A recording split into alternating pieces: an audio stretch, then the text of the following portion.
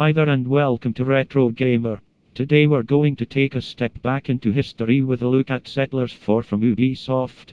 Settlers IV was the fourth installment in the Settlers series, and for me it was the best.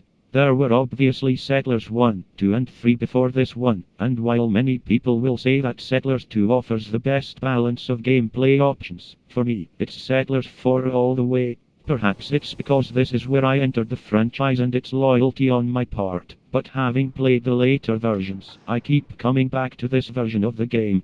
Released in 2001, the game featured both single-player campaign missions as well as multiplayer modes. It also had a map editor, although I myself didn't have much success with that, but it does mean that there are many online maps for you to download from other fans of the game.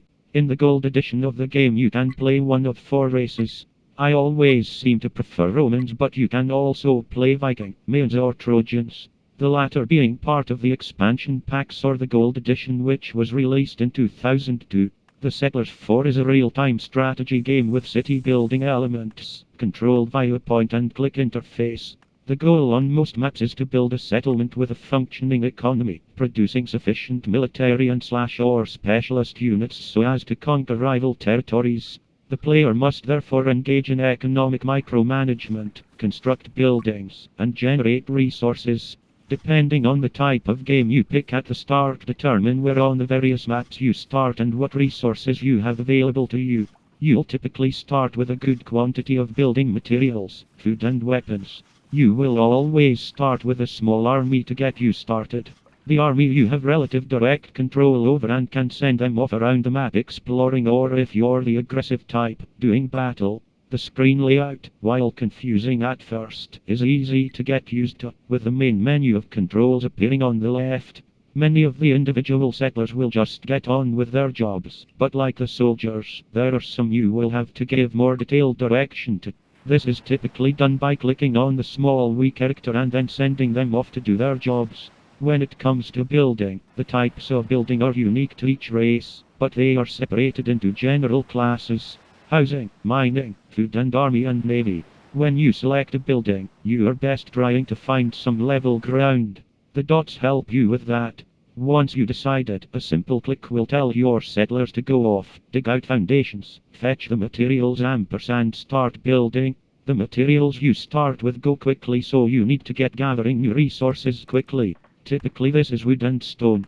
The graphics, while dated by today's standards, were pretty good for the time, and maintained a cute quality to them that meant you looked quite fondly on your Wii settlers as they went about their business. The landscapes vary in size dependent on the map type and mode of play, and it can take your army a little while to get around the map. There aren't any vehicles in the game with the exception of ships. Some used for battle, some for transportation. I never did find much of the use for ships in Settlers IV, and indeed in latter installments they were dropped.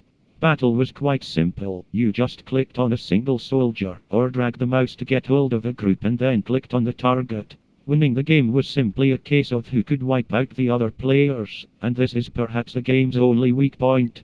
The AI was quite simple.